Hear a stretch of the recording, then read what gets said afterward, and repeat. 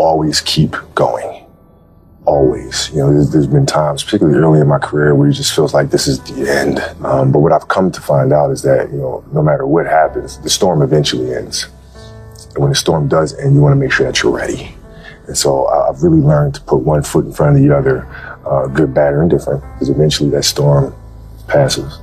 Everyone likes that warm bed. Everyone needs just 5 more minutes of slumber in the morning. So they hit snooze. They roll over. They go back to sleep. Are those 15 minutes that sweet that you're going to push back your dream, that you're going to push back your goal? You are where you are because of your feelings. You're not on principles right now. That's not what drives you. You would be a millionaire right now if you stop going back to bed. Yeah, you got the mentor. Yeah, you got the book. So what? The books can't make you get your butt up. But what can is your principles. And your problem is either you ain't got none or you ain't living by the ones you have. So many of you know damn good and well deep down you have no excuse. You need to stop this whining, this crying all the damn time, and get up and do something about it. And the biggest thing I see getting in the way is your fucking feelings. You want to sit there each morning and cry about your goddamn feelings all the time. Your feelings. Get up and do something about it. Are you the kind of person that can draw the line in the sand? Are you the kind of person who can say, this is enough? Are you the kind of person who says, I am fucking done with that, and I'm going to become what it is I know I can become?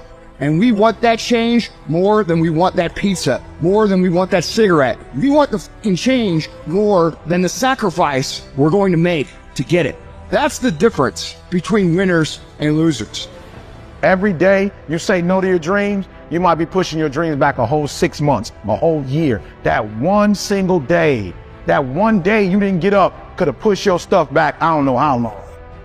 And some of you, there are things you like, you have absolutely no control. You are like a slave to you. You are a slave to your personality. You are a slave to some of your vices. You are a slave to some of the things you like. You are a slave. You have absolutely no control. And what I'm telling you is the reason why we fast from time to time is not that we have to fast, but at some point you gotta fast because you gotta tell the flesh who's in control. I'm in control. You're not in control. I know you don't want to wake up. You don't have an option. Get up. We're trying to eat. Your problem is if it's right and the conditions are right, you right. If the conditions are bad and all of a sudden you're giving me 20%, 30%. At some point, you're going to have to learn to be disciplined.